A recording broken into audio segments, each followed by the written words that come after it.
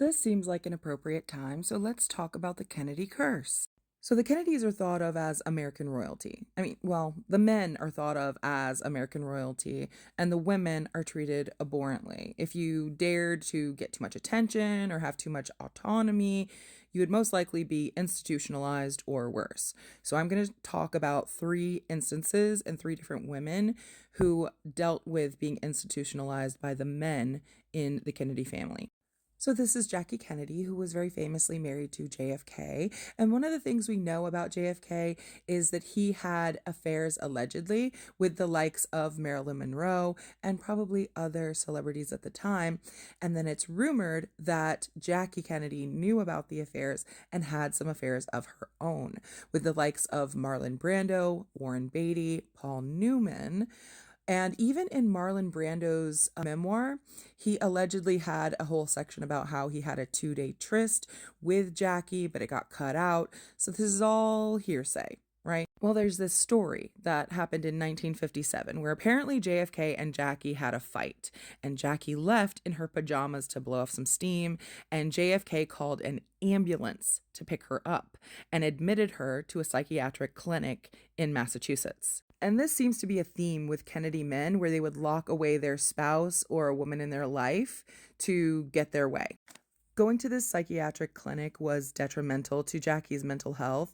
She said that this was an awful experience for her, and obviously she struggled with depression after this. And in her biography, she called the electroshock therapy that they gave her the nightmare of her life. And then there's Rosemary Kennedy. So it seems like Rosemary struggled with a low IQ and a learning disability. And when Rosemary started coming into her own, she became an adult. She was going out with boys, things like that. Apparently, that was when her family got very protective of her and wanted to put her into a mental health facility. Now, there's an author named Maureen Callahan who wrote a book called Ask Not the Kennedys and the Women They Destroyed.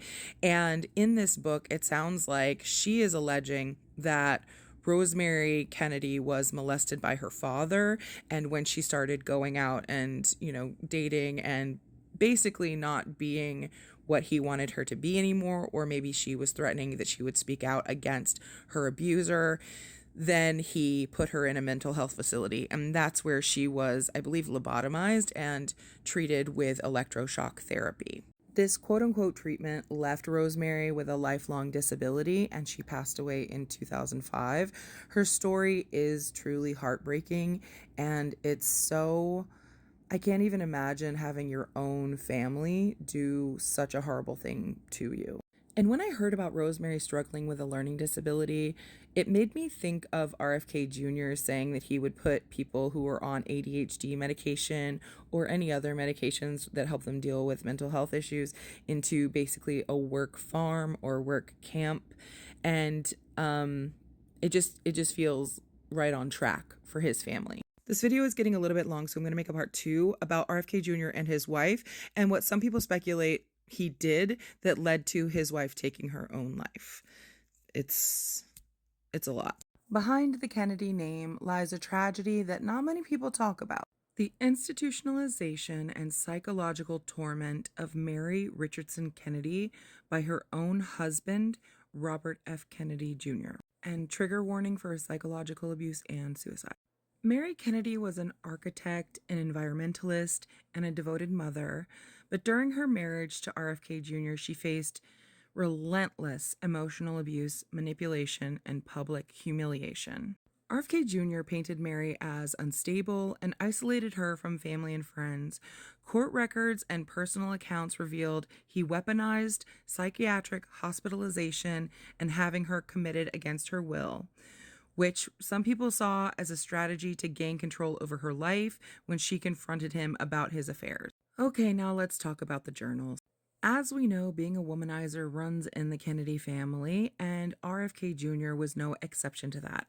He kept very detailed journals of all of his affairs. He even kept like a ranking system beside the names so he could rank what they did, how far they went. He described a lot of these affairs as if he was being assaulted. Some of them he described as if he was being mugged by women just chasing him down and attacking him on the street just so they could be with him. And then Mary found these journals and saw in his own words how he described her as basically a burden that kept him from being with other women. In these journals, he detailed being with 37 other women and having affairs. And in a similar fashion to when Jackie Kennedy confronted JFK about his affairs and then he institutionalized her, that is similar to what happened here. She found the journals, she confronted him, and then he put her into a mental health institution. Even though she had evidence in his own words that he had been having numerous affairs, she was met with gaslighting and he called her unstable.